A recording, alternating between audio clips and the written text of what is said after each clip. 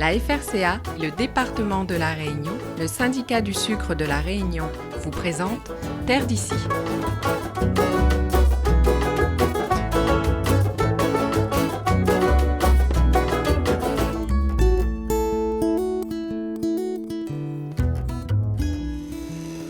De sa passion pour les bonbons, elle en a fait une véritable vocation. À la tête d'une entreprise artisanale de confiserie, Peggy Laurent maîtrise sur le bout des doigts la fabrication de ces douceurs pays, comme aujourd'hui celle des chamallows. Donc on va faire ce qu'on appelle des guimauves, ou plus communément connus sous le nom de chamallows.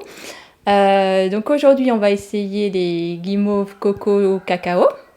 Et sinon, après, il existera dans la gamme plusieurs variétés, dont le géranium, enfin des traditionnels avec des parfums de la Réunion, bien sûr.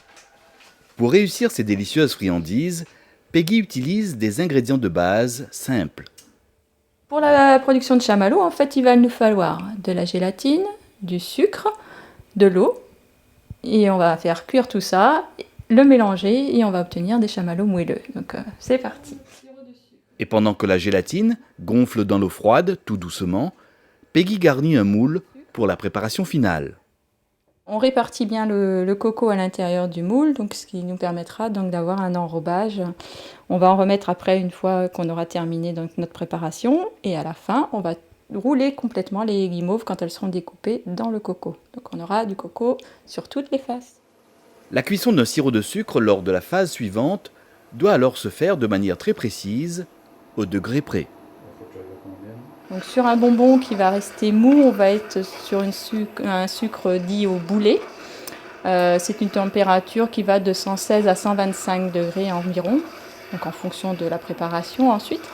Donc on peut obtenir avec ça du chamallow, des caramels mous.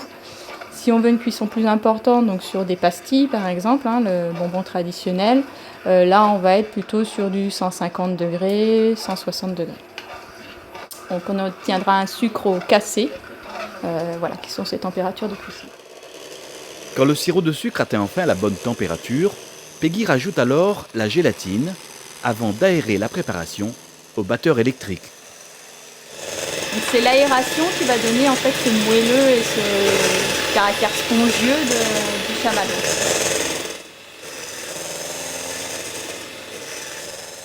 Pour finir, on va y ajouter donc une petite préparation au cacao. Donc c'est du cacao fondu. Donc pour marbrer et lui donner une petite coloration et puis lui donner aussi bien sûr un parfum chocolat.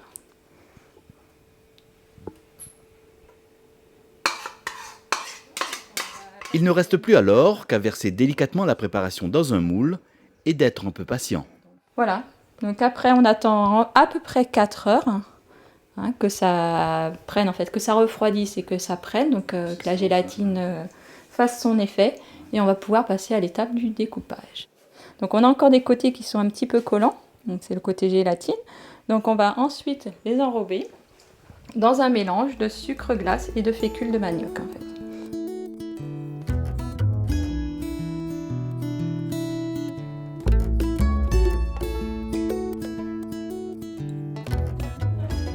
Elle l'avoue sans rougir, son péché mignon, c'est les bonbons. Après avoir travaillé dans le développement de logiciels informatiques, c'est presque naturellement que Peggy Laurent décide de créer, voici quelques années, sa propre entreprise de confiserie artisanale. C'était l'idée de créer quelque chose à partir de nos fruits de la Réunion, de les mettre en valeur sur des recettes un petit peu nouvelles, porter un peu de nouveauté un petit peu sur tout ça. Et donc voilà, donc ça a démarré par pas grand-chose, quelques moules de sucettes et des sucettes aromatisées au sirop de fruits. Et puis voilà, on est à une gamme maintenant de plus de 14 produits, distribués un petit peu partout sur l'île, qui commencent à s'exporter vers la métropole aussi un petit peu. Voilà. Après la réalisation des chamallows, Peggy commence ce matin-là celle d'un grand classique de la confiserie française. C'est quelque chose de vraiment pays, avec des parfums d'ici, donc on va travailler sur des berlingots à la vanille. Alors, pour les berlingots à la vanille, il nous faut des extraits de vanille, bien sûr, pour le parfum. Il nous faudra aussi du sucre, alors là c'est un sucre ambré, il est un petit peu plus foncé que le sucre traditionnel, et du glucose. Le mélange de sirop de sucre et de glucose est alors mise à cuire jusqu'à atteindre la bonne température. On a atteint donc notre température de cuisson, on est à peu près 150 degrés. Donc là, on va mettre notre extrait de vanille. Et nos arômes sont bien mélangés. On va déposer donc notre masse de sucre à refroidir sur un tapis en silicone. Tout en refroidissant lentement, la masse cuite est pétrie, malaxée, travaillée. Peggy obtient ainsi un ruban de pâte satiné. Donc après, tout dépend de si on met des colorants ou autre, mais voilà, on va obtenir des colorations différentes en fonction du sucre travaillé. On peut avoir donc un sucre blanc, on va retrouver du blanc. Si vous mettez un petit peu de colorant, bien sûr, vous allez avoir les couleurs du colorant.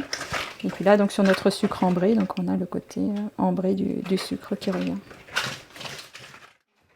Il ne reste plus alors qu'à façonner et à découper des tronçons de pâte pour obtenir enfin de délicieux berlingots à la vanille pays. Et à partir de ça, on va former les berlingots. Tout simplement. C'est assez simple. Après, il faut juste être rapide parce que la masse de sucre refroidit quand même assez rapidement.